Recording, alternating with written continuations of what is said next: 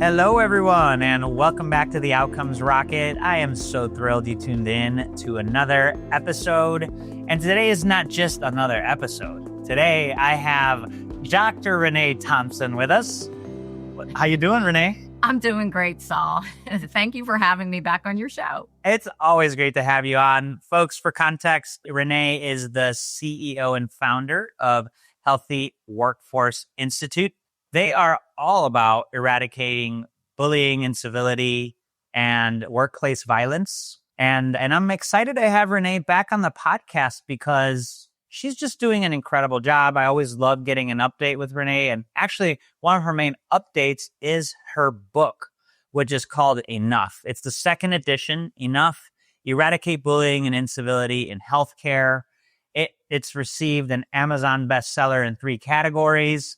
Renee, tell us about it. Tell us about the categories. Just give us the scoop. I wrote the original edition in 2019. Let's just say a lot has happened since then. Yeah. Healthcare. It's been a while since I've written a book, and I thought, okay, I need to write another book. And I thought, do I write something new? Or do I take that book, which has been wildly popular? I love it when I go to a conference and somebody hands me their copy of my book and it's like coffee stained, dog-eared. Oh, And I thought, all right, but let me just, it's such a great experience when I see them. Like, thank you, you're using my strategies. And I thought, well, a lot has changed, so why don't I just update it? And that's what we did. I added a bonus chapter. I've woven in elements of a post-COVID workforce and what that means for leaders in healthcare, especially since we've been seeing a rise in bullying and incivility. So what do leaders need to do now? And that's why I decided to just take that book that was already built with a lot of practical strategies and then just enhance it to, today's workforce.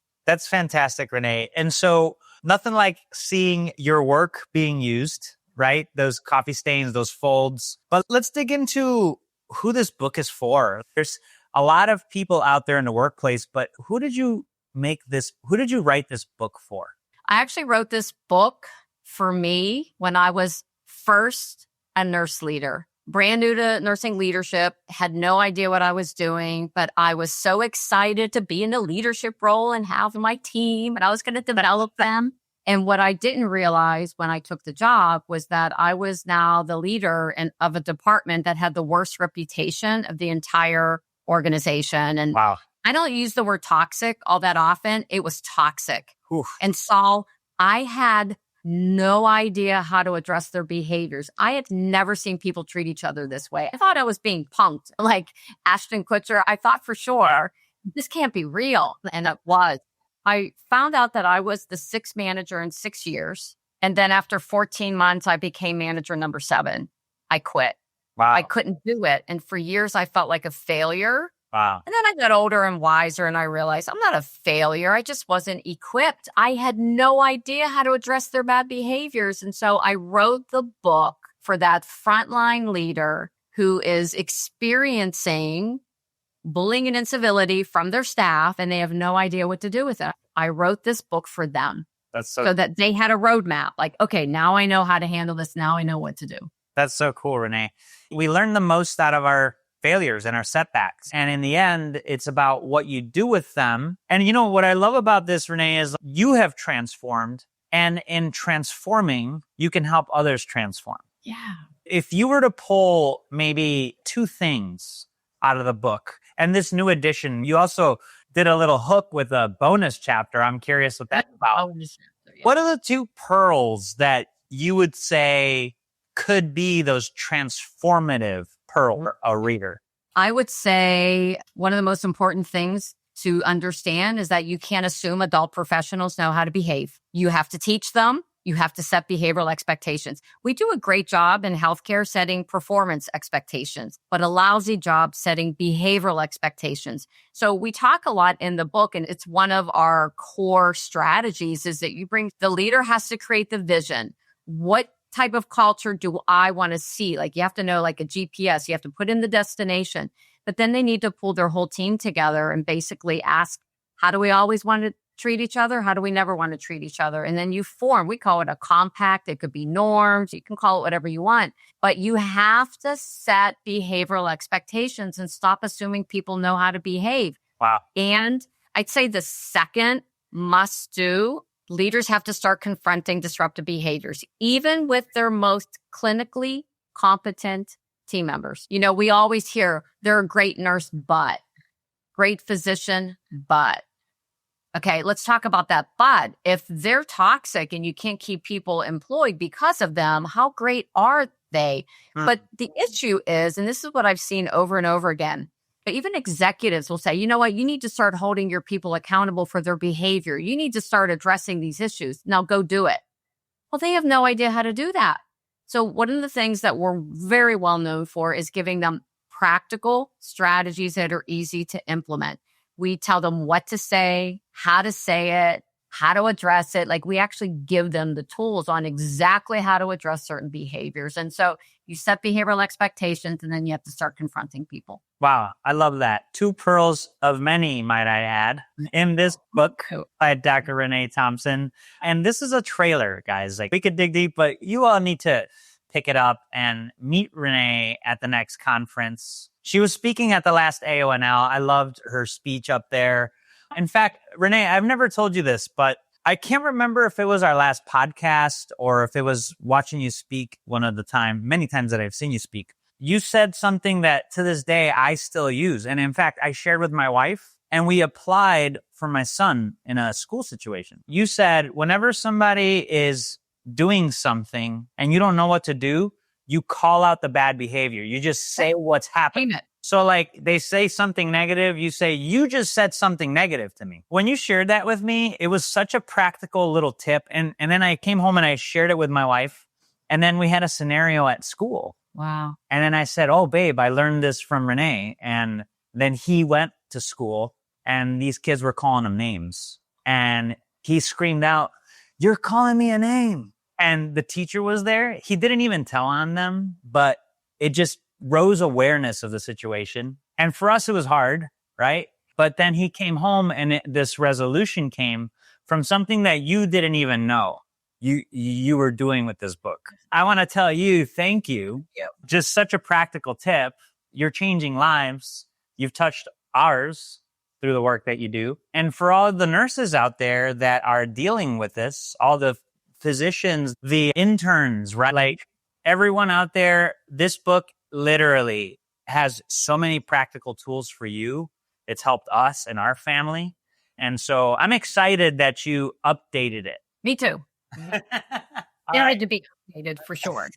And the other thing too, Renee, is like, I always think that people go on to the next thing and instead of tapping into what's already good. And so what was the decision-making factor for you in writing this when you decided, no, I'm not going to write another thing. I'm going to go deeper with what I've already done? It's interesting that you ask. And I guess I hadn't really thought of my decision and how that happened. Yeah. But I remember going through my book and I'm like, ooh, that's good. Ooh, yeah, that's good. And it's so funny because sometimes I'm on video all the time. When I first started doing video, I can't stand to watch myself on video. Like, oh my gosh, I look terrible. We all do that. And then you get over yourself. Yeah. And my husband's funny. He'll watch me watch a video of myself and he'll see me laugh at myself. Like I'm laughing with me. So like I found myself doing the same thing in the book. I'm like, ooh, yeah, that's really good. And that's when I realized this book is good. Yeah. It was written pre-COVID and a lot has changed. Cool. And then I thought, all right, what are the skills that, leaders need now? So my bonus chapter is actually called Crucial Skills Leaders Need in an Evolving Workforce, because the workforce has evolved and it's still evolving, and the different skills they need. I'll just give you an example of one of them. Yeah. Please. They need to put their coaching hat on. Back in the day, if you didn't hear from your manager, that was a good day. Yeah. Because usually the only time you hear from your manager is when you were in trouble for something. Right. Okay. Or if it was your annual performance review and you weren't supposed to talk about your personal issues, especially with your manager. Now they expect you to set up shop and they want to come in and they want to talk to you about all these issues that they're having. And there is a boundary that leaders need to set. However, one of the most important roles that a leader has now is coaching for development, coaching for performance. It's that element of coaching. And what does that look like? And what are some practical ways that they can incorporate that into an already overwhelmed, busy day? Because let's face it, leaders have probably more on their plate now than they ever did before. So that's just one example, but yeah. No, that's great. And so I'm glad you made the choice to go deeper and extract more value to share with folks from one that you already read. So we'll make sure to attach this book in the show notes, folks. Renee, you'll share the link with me where people could go and pick up a copy for themselves. Heck, pick up a copy for your entire team. I'm sure Renee's not opposed to you buying 100 at one time. That would be okay. Just bulk buy it. It's a better deal. And look, I also want to congratulate you on the work that you've been doing with your podcast. So 100 podcasts is a huge milestone that very few people get to. Let's chat about Coffee Break, because that's the name of your show. Yep. And tell the listeners and viewers what Coffee Break is about. Well, I've been wanting to host a podcast for years, but it's not as simple as people think. Oh, just get on a mic and chat. No, it's a lot different. And so I was really smart and I decided to hire a podcast producer who is my producer? That would be Saul and his team, okay? Who really just made it easy for me. I called it Coffee Break, and I use the word coffee in a lot of what I do out there. I had a YouTube series called Coffee and Conversations about Nurse Bullying, and I'm Italian. I've been drinking coffee since I was 3 years old. And the whole goal of the podcast was to have conversations with other leaders who are actually addressing workplace bullying and incivility. Leaders who are cultivating a healthy work culture, addressing workplace violence, looking at things like patient safety and psychological safety. And as I have the conversations with my guests, I always say, I want you to feel like you're sitting in a coffee shop having a chit chat with me.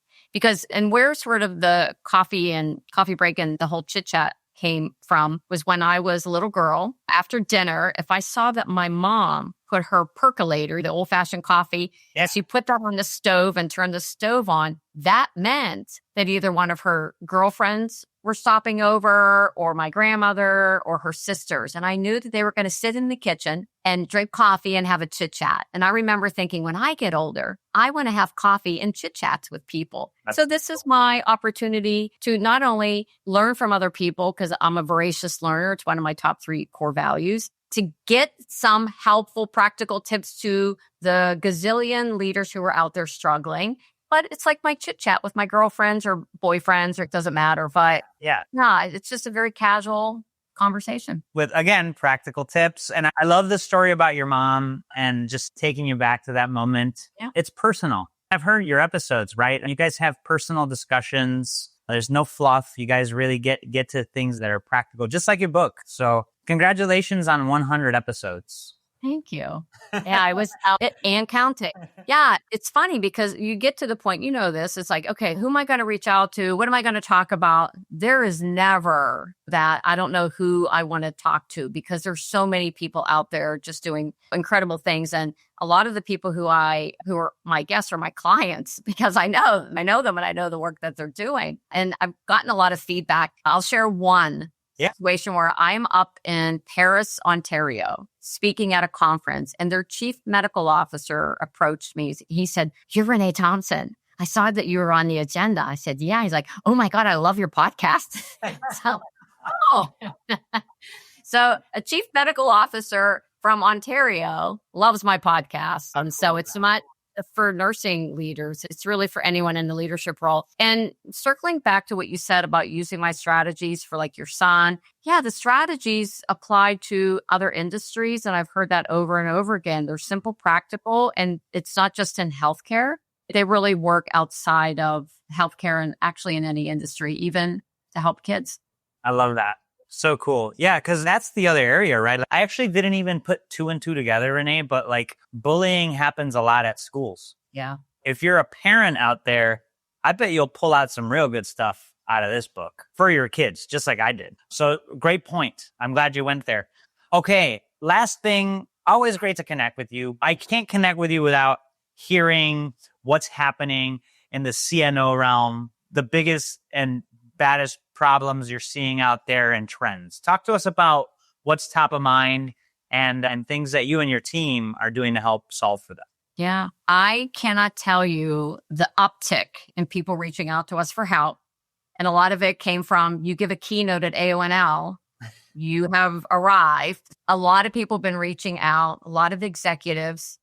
Bullying and incivility are on the rise in their organization. They're losing good people. However, because of the financial concerns and uncertainties that are out there right now with this big, beautiful bill and all these things that are happening, we're hearing from them that they don't have the financial resources to get their leaders the help that they need. And that's unfortunate. There's only so many ways that I can say, if you save 1, 2, 3 nurses from quitting, you've more than got your return on your investment. It's one thing to say that, but they're living and breathing this every day. They have this much and they're trying to allocate resources to the places where they need the most help. They know they need the help. They know that we can help. It's just they're pulled in so many different directions. So it's really hard for them right now. My heart goes out to them. It's not easy being an executive in these times. But so our solution sometimes, we have these big consulting packages and they're a big investment and it's a lot of time. So a lot of them will say, yeah, we don't have the financial resources for that. So I will then come back and say, well, how about we start here? Let's start somewhere. And so it can be, how about we give everybody a copy of this book? Or we have an online academy. We have a foundational course. It's a program, Eradicate Bullying and Incivility. And it's the essential skills for leaders.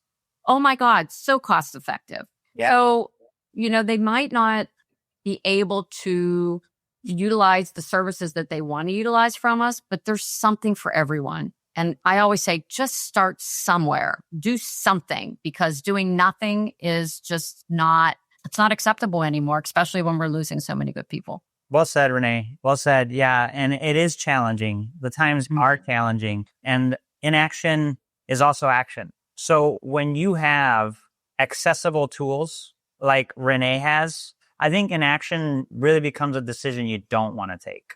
And so I love that you have your books, your online academy. So you have do it yourself all the way to done with. You guys take your pick. Start small, grow into it. But I can tell you guys firsthand, just having lived some of Renee's advice, having talked to leaders that have applied her advice, you will not regret starting small or going big. Just do one of those.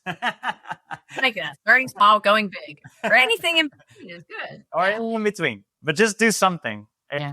Renee, I want to congratulate you on your book, your podcast, your business is thriving. Congratulations across all fronts. What closing thought would you want to leave all of our listeners with here as we part ways?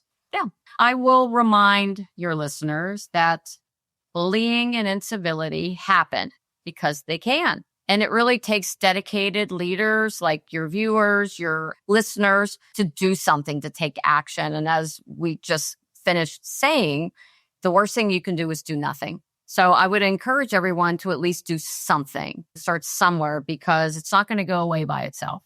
Well said. I'll double down on that call to action for everyone. Thank you all for tuning in today. Dr. Renee Thompson, CEO and founder of Healthy Workforce Institute, with us. Check out the links for everything that we discussed today. And Renee, so great to spend some more time with you today. Always a good day when I get to spend some time with you. Thanks all. Thank you.